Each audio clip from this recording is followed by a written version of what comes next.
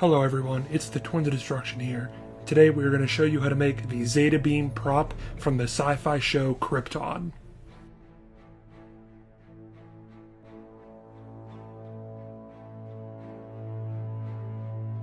I had a tin in my garage that was around 5 circles in diameter. I traced that onto a piece of paper. Then I started marking out where the dome would go, and that was about the size of a golf ball plastic container lid. There are varying sizings of plastic containers. Something you also might need but is optional is a little LED. I got mine from the dollar store for, you guessed it, $1. It's actually really bright, and it might just be cheaper to keep replacing the light instead of the batteries.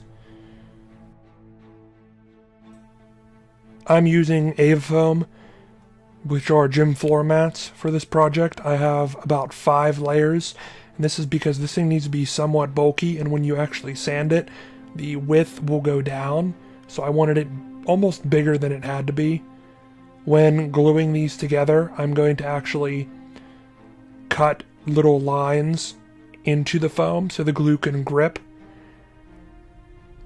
And you also want to make sure that the inside, the textured side, is on the inside, on the top and bottom, so it's just easier to work with. To get a hole into the center, I used a spade bit. This is just to dig out a basic hole to start with dremeling. As you can see here, I am dremeling the biggest hole in the center, and I'm using the plastic container as a reference. And I'm just going at it with a Dremel, and you can also see I'm wearing a respirator. That is also very important for a project like this with a bunch of dust particles.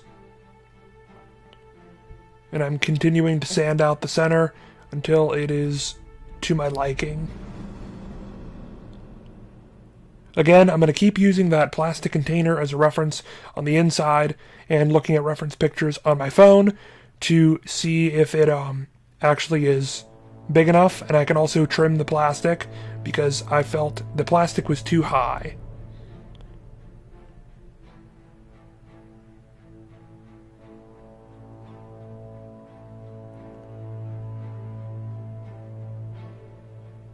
Once you have a good size of both the plastic and enough foam sanded away, you can move on to the next part, which would be making sure the light would fit. So to do this, I drilled a hole into the bottom, through the bottom, and I kept using different size drill bits in increasing size so I can make sure that the light would fit snugly.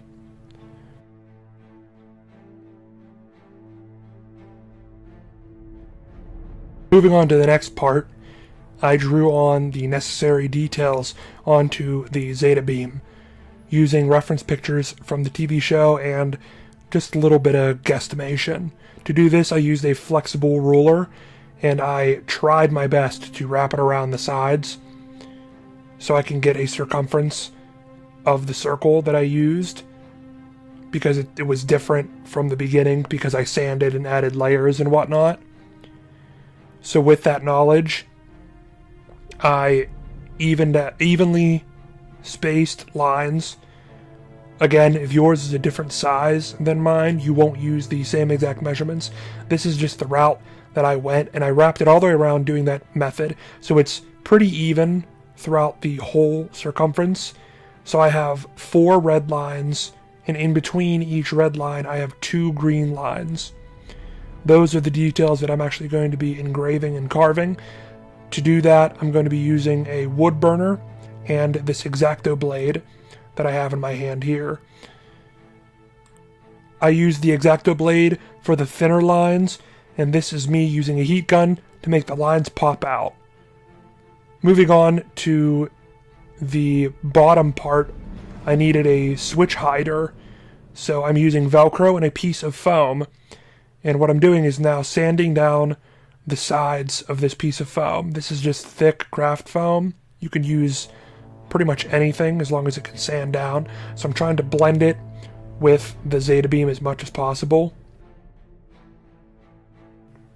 Once you're done sanding, you can make sure it works, and I also carved a hole into the bottom of the foam so I can push the button easier. Back to carving the designs, I used a wood burner on the thicker parts. You gotta be very careful when using a wood burner and be in a well-ventilated area due to the fumes that the foam gives off when burned.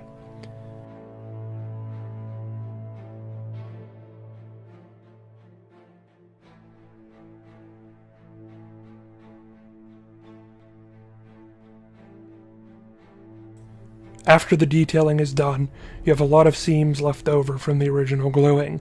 I used craft clay, or art clay, and I filled the seams, and I will link another video on how I did this before down below.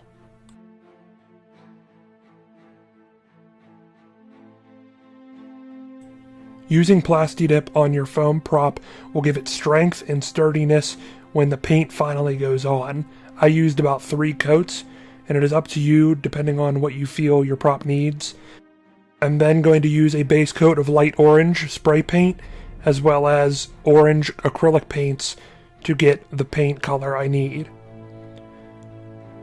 After you're done painting, I'm going to put in a light coat of black mixed with orange into the cracks so they stick out more.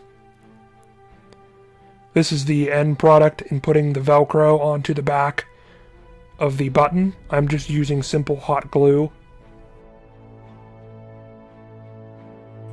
Before we glue the plastic bulb on, I'm using stuffing for pillows and crafts, and I'm using a blue marker and changing the color ever so slightly with it. This will give the light a more bluish color, despite the fact that it is already whitish blue. Depending on the type of light you get, you might need to do this or you might not.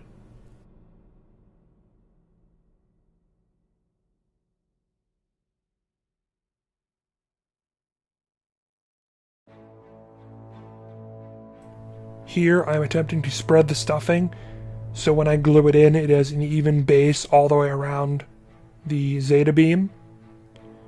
And I'm just going to push it in the bottom, and then use hot glue and glue the bulb onto the top.